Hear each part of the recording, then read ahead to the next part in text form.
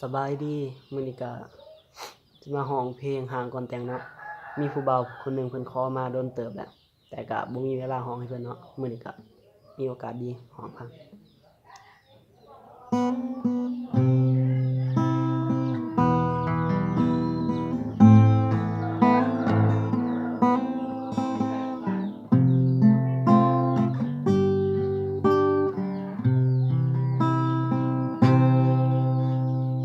ตั้งแต่มือเฮาอยู่ด้วยกัน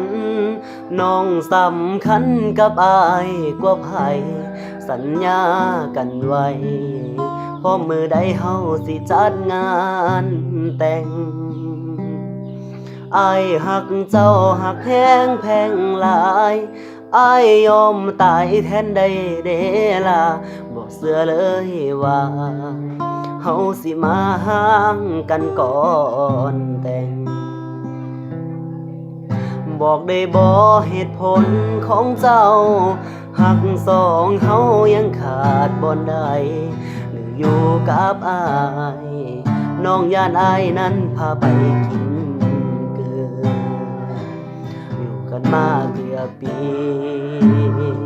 อายบ่เคยขัดใจเจ้าวันผิดวันเสาร์เจ้าอยากไปใส่อายตามใจทุกคืนอายบ่ดีบ่อนใดคือจังทำให้กันคักแท้นอหรือเจ้าลิ้นบ่พอยังอยากเป็นโสดบ่พร้อมมีคู่กายเจ้าอยู่กับอายจะอยู่กับไผอายยังบ่ฮู้ตอบมา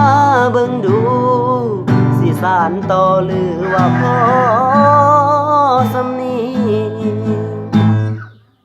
อายสิโทรหาพ่อกับแม่มาซอยแก้กับสิ่งที่เป็นอยู่หากว่าเฮาบ่แม่นเนื้อคู่อายบ่ฝืนใจเจ้าต่อความหักมันบังคับบ่ได้คันฝืนไปมันสิมีสุขบ่ว่าเจ้ายังลิ้นบ่พอกะเสิร์ลิ้นต่อสา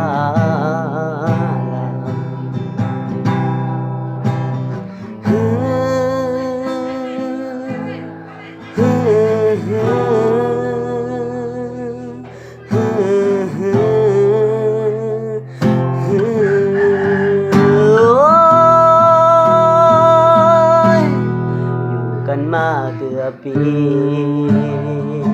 อายบ่เคยขัดใจเจ้าวันผิดวันเสาร์เจ้าอยากไปใส่อายตามใจทุกคืนอายบ่ดีบ่อนใด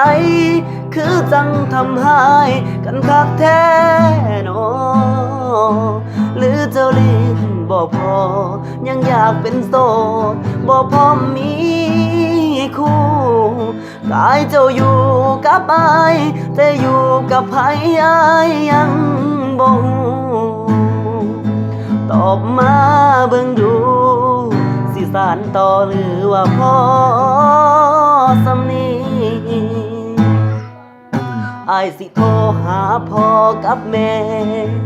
มาซอยแก้กับสิ่งที่เป็นอยู่หากว่าเฮาบ่แม่นเนื้อคู่อายบ่ฝืนใจเจ้าต่อความหักมันบังคับบ่ได้คันฝืนไปมันสิมีสุขบ่หากว่าเจ้ายังเล่นบ่พอกะเสิร์ลิ้นต่อสาพร้อมยกเลิกสัญญาโอ้ยพร้อมยกเลิกงานแต่ง